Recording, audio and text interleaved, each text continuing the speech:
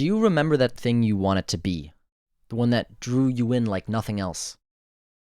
Do you remember what it was now? Yes? No? Maybe? Well, for me, that thing was...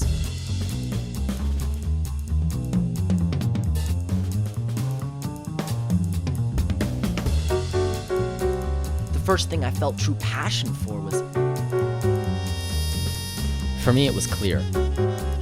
Okay, point is, the beautiful game goes by many names and can be recognized in infinite ways.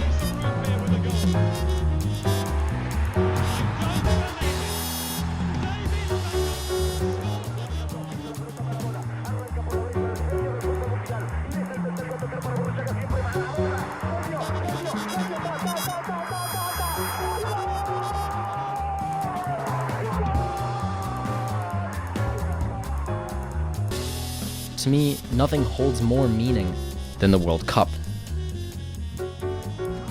Its defensive masterclasses, Brazilian wizardry, stoppage time heroics, and absolute chaos.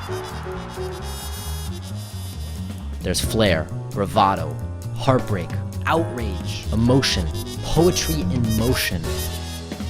Its games and moments will tell our grandchildren about, where legends are born, and players cement themselves in infamy. Because every 4 years, the whole world seemed to come together, rejoicing over the game and its unpredictability, life imitating art. This is the tournament that I and many others have grown up with, and more than anything, the World Cup has become a reflection of our mortality. It's 2006. Germany is hosting the World Cup, and the spotlight is on one man, Zinedine Zidane. After coming out of retirement 2 years prior and captaining his team, he went on to win the Golden Ball Award as the tournament's outstanding player. He led France all the way to the finals to face a prime Italian squad, and would open the scoring with arguably the boldest penalty ever taken. 1-0 France. Italy would equalize 12 minutes later, and the game would go into extra time. But it was what happened in the 110th minute that would cement this game in infamy. Can I talk my shit again? Can I talk my shit again? If he scores, Italy have won the World Cup. But surprisingly, the most iconic image of the tournament was not Italy lifting their 4th World Cup victorious, but of Zidane leaving the football pitch, head bowed to a chorus of boos, as he walks past the World Cup trophy in what would be his last game as a professional player. This was my first time watching TV. I was 2 years old. But now it's 2026, and the World Cup is happening in my own backyard. I'm 21 years old, and I should be excited. I mean, of course I am. It's a closing chapter for players my generation has come to love and adore. One final dance for the superstars that we idolized all our lives. But at the same point, it all feels kind of wrong. Let me explain. I have noticed a clear and present shift happening in the space of football in the last year or more, and it's something that I wanted to highlight and talk about in this video. For starters, we have to start with the host nation of this World Cup, the USA. The United States of America is hosting a staggering 78 of the World Cup matches this year, and so I decided to come up with 78 reasons as to why I believe the United States shouldn't host this tournament.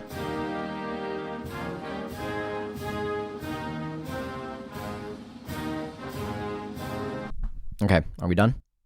Good. Jokes aside, I'm sure the recent actions of our government aren't actually a violation of FIFA's statutory human rights requirements. This is FIFA president and social justice warrior Gianni Infantino. Today I feel gay. Look at him, genuinely trying to fix things between Israel and Palestine by forcibly trying to get their representatives to shake hands, with himself as the peacemaker in the middle. Such a photo op opportunity would be the best course of action if you were to, be announcing your candidacy as FIFA president. I will be candidate for the election of FIFA president next year. Thank you very much. But banning a nation that has killed thousands of athletes through bombings and drone strikes? No, I think that's way out of the question and unnecessary, right? Infantino announcing that he was running for a 3rd term as FIFA president happened mere minutes after this failed publicity stunt. It doesn't get more shameful than that, but after all, FIFA has stated a commitment to internationally recognized human rights, striving to promote the protection of these rights across its operations and he gave him a peace prize. Oh, brother, this guy stinks! Turns out I was wrong. It can, in fact, get much more shameless than that. Apart from the countless scandals the Trump administration has found themselves a part of in the past year, they are actively at war with another participating nation in the tournament, as well as having attacked numerous other nations that are participating, and stating they cannot guarantee the safety of the Iranian players and fans. Just a few days ago, it was announced that a Somali referee was denied entry into the United States for the World Cup. Omar Artan is considered one of Africa's best, if not the best, referee, and was an ideal candidate to referee this World Cup. US immigration simply cited vetting concerns as an issue, and that was the end of that. And with millions of foreign visitors coming to the United States this summer, there seems to also be a lot of concern over the ICE raids taking place, as well as ICE Gestapo announcing their presence at this year's World Cup.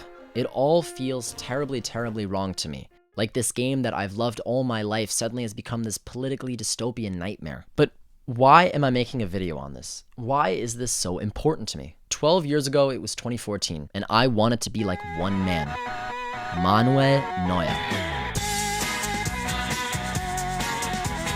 And how could I not be?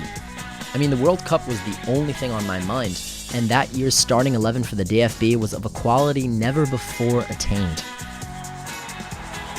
The pinnacle of which was an unforgettable and record-breaking 7-1 victory. This was the team that made me truly fall in love with football. But on that same historic night, on the other side of the globe, millions of Brazilian hearts were broken, with many arguing that the national team was never able to recover from this obliterating loss. Then 4 years later, I have tragically learned the hard way that goalkeeper was never in my genetic potential, and that Germany team that made me so passionate about football embarrassed in the group stage of the tournament, failing to advance in what seemed like an inconceivable form of karma. The World Cup was the first time I consciously remember realizing that nothing lasts forever. And as cliche as it sounds, seeing your childhood idols fade away from the spotlight was a defining experience for me. It made me realize just how much had happened in my own life over the course of 4 years. To me, the World Cup became more than just an unforgettable tournament. It made me realize how much time had passed, how much I had grown, how much the world had changed around me, and yet everyone always seemed to unite. But now as I've grown up, I see how this beautiful game has been taken from us people and twisted for the sake of the wealthy elites. There's been fundamental changes to this year's World Cup which puts FIFA's greed on full display. For the first time ever, the group stage has been expanded to 48 teams, as to the usual 32. This means there will be a total of 104 matches in this year's World Cup, 40 more matches than any previous tournament. And yet, it's clearly the most expensive World Cup in history. I mean, just take a look at these tickets. Take a parking ticket for games in Arlington, Texas.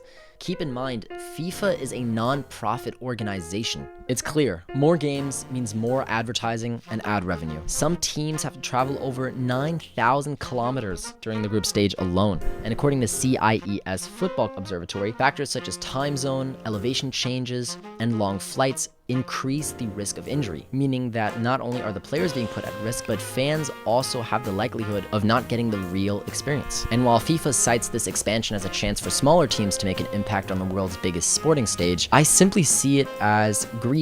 More games, more advertising opportunity. In addition to that, the game is being quartered, something that has never happened in the history of the sport. What I see is a World Cup that is no longer for the common fan like myself. You take a look at the prices of tickets, fans not being allowed to enter the country and having their visas denied, referees not being allowed into the country. The Somalian national team was subjected to extra security searches the minute they arrived on US soil in Chicago. Iraq's team and staff should be celebrating the fact that they've qualified for a World Cup after 40 years. But instead, the headlines are about Iraq's top striker, Ayem Hussein, being detained and questioned for 7 hours straight upon arriving in Chicago. Iraq's team photographer was banned for entry due to vetting concerns and was not authorized to speak to the media. Trump has banned visas for 75 countries, including 16 nations that are a part of this year's tournament. 32 people have died in ISIS custody last year, and 8 additional people have died this year. Separating children has become a part of the official government policy, and yet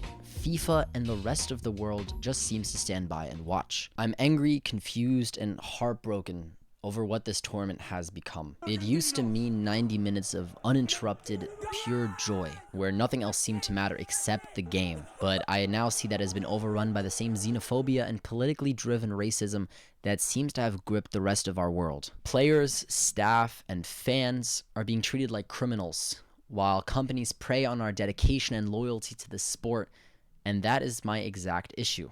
What I see is a World Cup that is not for the common fan like myself anymore, but instead has been turned into a hyper-capitalist product, where the goals are price gouging, monopolization, expansion, and political schemes. And the one question that has remained is, who is this sport even for anymore? These are the children of my godmother, and they are like little baby brothers to me. For them, this will be their very first World Cup. It all felt like a very full circle moment for me. The World Cup means an unspeakable amount to me, and the rest of the world as well. Of course, we will move on. I mean, we always do. But that's exactly what they are hoping for us to forget, and for the glory and beautiful moments of the tournament to erase the criticism we have now, with the negative headlines and critiques being drowned out by new storylines, moments, and legends. Time will tell, but what I hope is that we don't forget that this love we all share has been taken for granted and abused. And so the only way to see actual change is by boycotting this tournament. And so as a proud New Yorker and lifelong fan of football, that is exactly what I'm asking you to do if you want to see change in the future. Don't watch the games, don't buy tickets, don't participate in events that allow FIFA to profit. But at the end of the day, this is all just my opinion. My name has been Jasper Weinberger, and thank you for watching.